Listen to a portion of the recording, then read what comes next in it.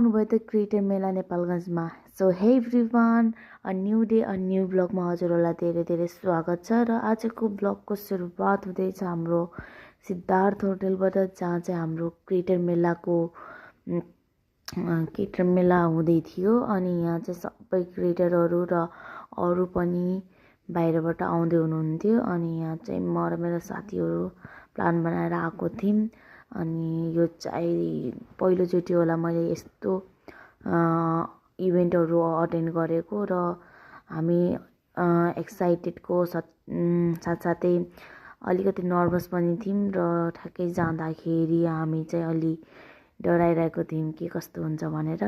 अनि भित्र हेर्दा त यति धेरै मान्छे देखेर ओ माई गड, त्यसपछि सब प्याक थियो। अनि त्यसपछि हामीले सिट नपाएर एकछिन चाहिँ उभिएकै थियौँ। अनि त्यसपछि फाइनल्ली हामीले पाइहाल्यौँ सिट। अनि एकछिन त्यहाँ इभेन्ट अटेन्ड गरेर हामी चाहिँ एकछिन बाहिर आएको थियौँ र अर्को हलमा गएर हामीले चाहिँ त्यहाँ पनि यो सार्क ट्याङ्कको सेसन अटेन्ड गऱ्यौँ। अनि यहाँ चाहिँ उहाँले चाहिँ हामीलाई मेकअप कसरी गर्ने, कसरी थाहा पाउने भन्ने सिकाउँदै हुनुहुन्थ्यो। अनि यहाँ चाहिँ मेरो साथीहरूले टोलाउँदै थिए, अनि मैले तिनीहरूको भिडियो बनाइहालेँ।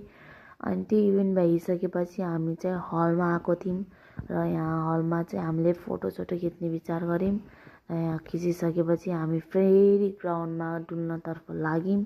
र त्यहाँ ग्राउन्डमा चाहिँ धेरै भिड र धेरै इभेन्टहरू भएको त्यस्तो देखेर हामी गयौँ। र त्यहाँ चाहिँ गेम्सहरू पनि हुनु भएको रहेछ। अनि यहाँ चाहिँ चिया कफीहरू फ्री रहेछ, र फ्रीको माल गोजीमा हाल भन्छ नि, खाइहाल्यौँ हामीले चाहिँ। अनि यहाँ चाहिँ गफ गर्दै थियौँ कि भित्र त हल्ला सुनेर गएको त इभागिरीको पर्फर्मेन्स हुँदै रहेछ। अनि त्यहाँ चाहिँ कोची हामीले चाहिँ हेऱ्यौँ एकछिन। अनि त्यहाँ फेरि उहाँहरू आउनुभएको थियो आफ्नो बिजनेस आइडियाज दिन, अनि कसरी के गर्दा राम्रो हुन्छ भन्न। अनि म र मेरो साथी पीडित सिट नपाएर कोचेर बसेको थियौँ।